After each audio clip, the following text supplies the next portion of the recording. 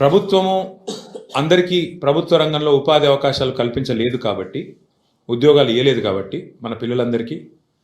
ఎందుకంటే every year ఇంజనీర్లు అవుతారు, ఎవ్రీ ఇయర్ కొత్త గ్రాడ్యుయేట్లు వస్తారు, ఎవ్రీ ఇయర్ పిల్లలు పాస్ అవుతూనే ఉంటారు. కాబట్టి సహజంగా ప్రైవేటీకరణకు, ప్రైవేట్ రంగంలో పెట్టుబడులకు అన్ని ప్రభుత్వాలు కూడా పెద్దపీట వేస్తాయి, ఆహ్వానిస్తాయి. ఆహ్వానించినప్పుడు ఏం చేస్తాము? ఒక ప్రైవేట్ పరిశ్రమ వచ్చినప్పుడు వారికి రాయితీ మీద భూ కేటాయింపులు చేస్తాం. మార్కెట్లో ఉదాహరణకి ఇప్పుడు మనకు ఎగ్జాంపుల్ చెప్తున్నాను. హైదరాబాద్ నుంచి ఒక 20-25 కిలోమీటర్ల దూరంలో అక్కడ మార్కెట్ విలువ భూమిది ఎకరానికి 20 కోట్లు ఉన్నప్పటికీ మనం ఏం చేస్తామంటే కేవలం 2 కోట్లకో, 1.5 కోటికో, రిజిస్ట్రేషన్ వాల్యూ ఎంత ఉంటే అంతకో, ఆ పద్ధతుల్లో మార్కెట్ వాల్యూ ఎంత ఉన్నప్పటికీ చాలా రాయితీలు ఇచ్చి మనం జనరల్గా భూ కేటాయింపులు చేస్తాం. అసలు ప్రభుత్వాలు ఎందుకు భూమి కేటాయింపులు చేస్తాయి?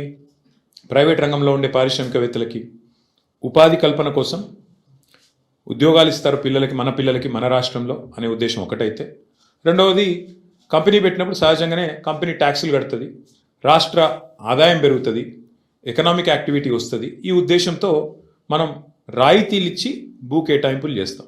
ఇది ఈ ప్రభుత్వం ఆ ప్రభుత్వం అని కాదు. స్వాతంత్రం వచ్చిన నాటి నుంచి భారతదేశంలో ప్రతి ప్రభుత్వం, కాంగ్రెస్ ఉన్నా, తర్వాత టీడీపీ ఉన్నా, మొన్నటిదాకా బీఆర్ఎస్ ఉన్నా, ఎవరున్నా పారిశ్రామికవేత్తలకు, ప్రైవేట్ పెట్టుబడులకు స్వాగతం పలకడం అనేది ఒక ఆనవాయితీగా వస్తూ ఉన్నది. అయితే 10 ఏళ్ళు మేము ప్రభుత్వంలో ఉన్నప్పుడు మా దగ్గరికి చాలామంది వచ్చారు. అందులో కొంతమంది బ్రోకర్లు ఉన్నారు, కొంతమంది పారిశ్రామికవేత్తలు ఉంటారు. వాళ్ళు వచ్చి ఏం చెప్తారంటే, సార్ హైదరాబాద్లో మాకు విలువైన భూములు ఉన్నాయి, నాకు నాచారంలో 10 ఎకరాల భూమి ఉంది, గతంలో ప్రభుత్వమే కేటాయించింది, నేను అక్కడ పరిశ్రమ కూడా ఒక 10 ఏళ్ళు నడిపినా, కానీ ఇప్పుడు పరిశ్రమ మూతపడిపోయింది. ఇప్పుడు ఆ 10 ఎకరాలు నేను ఏమైనా చేద్దామంటే నాకు మరి అది పారిశ్రామిక జోన్లో ఉంది, అక్కడ నేను అపార్ట్మెంట్లు కట్టుకుంటా, నాకు పర్మిషన్ ఇయ్యి అని చెప్పి కొంతమంది బ్రోకర్లు వచ్చారు. నేను చాలా నిర్ద్వందంగా చెప్పిన, అది ప్రజల సొమ్ము, ప్రభుత్వం ఇచ్చిన భూమి అంటే అది ప్రజల సొమ్ము, నీకు అడ్డికి పావు షేర్ ఇచ్చిండు, చాలా తక్కువ రేటుకు త్రో అవే ప్రైస్ నీకు ఇచ్చిండు. ఇస్తే నువ్వు దాంట్లో పరిశ్రమ నడపాలా, ఉపాధి కల్పించాలా. కల్పించినావు కాబట్టి, కొంత నడిపినావు కాబట్టి నీకు సేల్ డీడ్ కూడా ఇచ్చేసింది గవర్నమెంట్. కానీ ఇవాళ నువ్వు అపార్ట్మెంట్లు కట్టుకొని మొత్తం డబ్బులు నువ్వే మింగుతా అంటే అది చాలా తప్పు. ఎందుకంటే అక్కడ ప్రైవేట్ రంగంలో ప్రైవేట్గా కొనుక్కుంటే అక్కడ 50 కోట్లు ఉంటుంది ఎకరం నాచారంలో.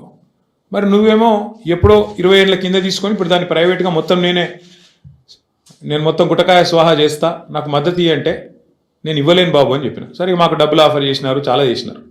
అట్లాగా సార్ మీకు ఇంత ఇస్తాం, అంత ఇస్తాం, nothing doing, we will not do this, we will not entertain this అని చెప్పి మేము ఆ రోజు ఎక్కడా కూడా ఇట్లాంటి కన్వర్షన్లకు మేము తావు ఇవ్వలేదు.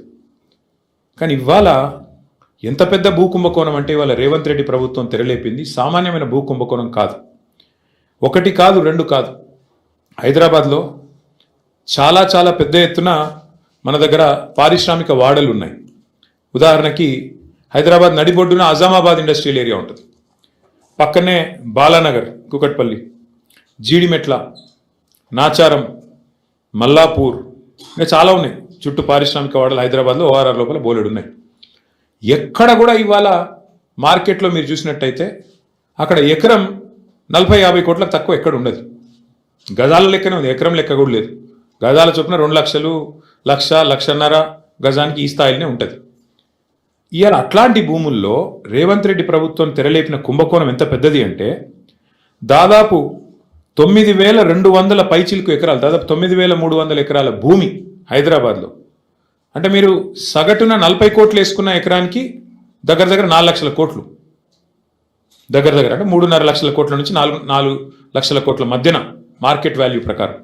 లేదు 50 కోట్లు వేసుకున్నారనుకో సగటున, దగ్గర 5 లక్షల కోట్ల విలువ చేసే ఆస్తిని, అందులో మరి ఇవాళ ఆయన అనుయాయులకు, ఆయన వందిమాగదులకు, ఆయన బామ్మర్దులకు, ఆయన తమ్ముళ్లకు, ఆయన చుట్టూ ఉండే బ్రోకర్లకు ఇవాళ ఒప్పందాలు కుదిరించి ఒక అతిపెద్ద భూ కుంభకోణానికి రేవంత్ రెడ్డి ప్రభుత్వం మొన్న జరిగిన కేబినెట్ సమావేశంలో తెరలేపింది. ఇది నేనేదో ఊరికే ఆషామాషిగా ఆరోపణలు చేయట్లేదు. ఎక్కడెక్కడ విలువైన భూములు ఉన్నాయో ఇవాళ హైదరాబాద్ చుట్టూ అక్కడ రేవంత్ రెడ్డి ముఠా వాలిపోయింది. మొన్న కొండా సురేఖ గారి ఉదంతమే దానికి ఒక క్లాసిక్ ఎగ్జాంపుల్. కొండా సురేఖ గారి కుమార్తె ఆ రోజు కొన్ని ఆరోపణలు చేసింది నిర్దిష్టంగా. మిగతా ఆరోపణలు పక్కన పెడితే ఒక స్పష్టమైన ఆరోపణ ఆ రోజు చేసింది ఆ అమ్మాయి. మంచిరేవులలో ఒక భూమి ఉంది, ఆ భూమిలో రేవంత్ రెడ్డి గారి బ్రదర్ కన్నుబడ్డది. అందుకే ముఖ్యమంత్రి గారు జపాన్లో ఉంటే కూడా మేము అక్కడ ఆ భూమి కాడికి పోయేందుకు ఎండోమెంట్స్ రోడ్డు పర్మిషన్ ఇస్తే, ఎండోమెంట్స్ వాళ్ళు ఉన్న భూమిలోకి వెళ్ళి రోడ్డు పర్మిషన్ ఇస్తే ముఖ్యమంత్రి గారు జపాన్లో ఉండి కూడా ఆ ఫైల్ తెప్పించుకొని ఆపేసిండు. అంటే ఒక రియల్ ఎస్టేటు దందా చేసేవాడు ముఖ్యమంత్రి అయితే ఏమవుతుంది అంటే ఒక ఇది అవుతుంది. ఇలా ఆయన ఆలోచన అంతా కూడా భూముల చుట్టూ, భూమి చుట్టే పరిభ్రమిస్తూ ఉన్నది. ఇవాళ జరుగుతున్నది ఏంటి అంటే పక్కన బుద్వేల్లో మూసి ప్రాజెక్టు పేరు మీద అక్కడ కుంభకోణం, అట్లాగే మెట్రోలో భూమి మీద కన్నేసే మెట్రో CFOని బెదిరించి ఎల్ఎన్టీని మెట్రోలోకి వెళ్ళి ఎలగొట్టిండు. ఒకటి రెండు కాదు నేను చెప్పేది, ఉదంతాలు మీరు చూడండి, ఒక ప్యాటర్న్ చూడండి. సెంట్రల్ యూనివర్సిటీ భూముల మీద కన్నేసి అక్కడ విద్యార్థుల మీద అక్కడ అసలు మొత్తం బుల్డోజర్లతో అర్ధరాత్రి పోయి మొత్తం 400 ఎకరాల మీద కన్నేసి అక్కడ అరాచకం చేసిండు. అప్పుడు సుప్రీంకోర్టు ఆపింది. అట్లాగే ఈరోజు సేమ్ థింగ్ 9,292 ఎకరాల పారిశ్రామిక భూముల మీద కన్నేసి రేవంత్ రెడ్డి గారు ఆయన ప్రభుత్వం ఇవాళ Hyderabad industrial lands transformation policy అనే పేరిట భూములను కొల్లగొట్టే కుంభకోణానికి తెరలేపిండు. ఇక్కడ సింపుల్గా నేను చెప్పే లెక్క మళ్ళొకసారి అర్థం చేసుకోండి. ఈ 9,292 ఎకరాలు మొత్తం కూడా ప్రభుత్వ భూమి. ప్రభుత్వం పారిశ్రామికవేత్తలకు మీరు పరిశ్రమ పెట్టండి అని ఇచ్చిన భూమి. అడ్డికి పావు షేర్ అంటే మార్కెట్ విలువ రూపాయి అయితే 10 పైసలకో రూపాయల 1 పైసకో ఇచ్చిన భూమి ఇది. ఇవాళ ఆ భూమి విలువ పెరిగింది, 10 రెట్లు పెరిగింది, 100 రెట్లు పెరిగింది, 1000 రెట్లు పెరిగింది. పెరిగిన ఆ భూమి విలువను, పెరిగిన ఆ భూములను ఇవాళ ఏటీఎంగా దాన్ని పేటీఎంగా మార్చుకునే ప్రయత్నమే రేవంత్ రెడ్డి గారు చేస్తూ ఉన్నారు. అంటే 4.5 లక్షల కోట్ల విలువైన భూమిని ఇవాళ కొల్లగొట్టి దానికి వాళ్ళు పెట్టిన స్కీమ్ కూడా మీరు చూడండి, పాలసీ ఎట్లా పెట్టినో కూడా నేను చెప్తాను మీకు. అంటే ఈ స్కామ్ అర్థం కావాలంటే మీరు కొద్దిగా చరిత్రలోకి పోవాలి. 50-60 ఏళ్ళ కింది నుంచి హైదరాబాద్ చుట్టూతా MCH ఉన్నప్పుడు భూములు కేటాయిస్తూ పోయినాయి ప్రభుత్వాలు. ఇప్పుడు నేను చెప్పిన పారిశ్రామిక వాడలు మల్లాపూర్ కానీ, చెర్లపల్లి కానీ, నాచారం కానీ, జీడిమెట్ల కానీ, బాల్నగర్ కానీ, అట్లాగే ఆజామాబాద్ కానీ ఇక్కడ భూములు కేటాయింపులు చేస్తూ పోయినారు. అందులోకెళ్ళి వచ్చినాయి ఇవన్నీ కూడా, మౌలాలి, తర్వాత కుషాయిగూడ, కాటేదాన్, ఇవన్నీ కూడా అందులోకెళ్ళి వచ్చినాయి. చందులాల్ బిరాదరి చుట్టూ వచ్చిన పారిశ్రామిక వాడలు. ఇప్పుడు ఏమైంది, సిటీ పెరుగుతా పోయింది, ఇవన్నీ సిటీ మధ్యలోకి వచ్చినాయి, భూముల విలువలు పెరిగిపోయినాయి. ఇప్పుడు పెరిగిపోయిన వాటి వల్ల ఏమైంది, చుట్టూ కాలనీలు కూడా రావడం వల్ల ప్రజలు గొడవ చేయడం స్టార్ట్ చేసినారు. మరి మా చుట్టూ కాలనీలు వచ్చినాయి, మధ్యలో కాలుష్యం ఉంది, ఇప్పుడు బాచుపల్లి వాళ్ళు కూడా గొడవ చేస్తూ ఉన్నారు కాలుష్యం వస్తుంది అని. దానికి 2013లో అప్పుడున్న కాంగ్రెస్ ప్రభుత్వం ఒక జీవో తెచ్చింది, జీవో నెంబర్ 20, కిరణ్ కుమార్ రెడ్డి గారి ప్రభుత్వం. ఏమి జీవో నెంబర్ 20 ఉద్దేశము ఏమని అంటే, మీరు ORR లోపల ఉండే కాలుష్యకారక పరిశ్రమలు, పొల్యూటింగ్ ఇండస్ట్రీస్ని బయటికి తరలించాలి అనేది ఆ జీవో సారాంశం. మా ప్రభుత్వం ఉన్నప్పుడు మేము కూడా ప్రయత్నం చేశాం. ఇన్ఫ్యాక్ట్ ఫార్మా సిటీ పెడదాం అనుకునే దానికి మెయిన్ కారణమే ఇది. ఫార్మా ఇండస్ట్రీ ఏదైతే జీడిమెట్లలో, అట్లాగే మల్లాపూర్లో, నాచారంలో, ఇతర ప్రాంతాల్లో ఉన్నదో వీళ్ళందరినీ కూడా అవసరమైతే ORR బయటికి ఒకటే ప్రాంతానికి తరలించి ఒకటే చోట 19,000 ఎకరాల్లో మేము ఫార్మాసిటీ పెట్టాలనుకునే దానికి మెయిన్ ఉద్దేశమే ఇది.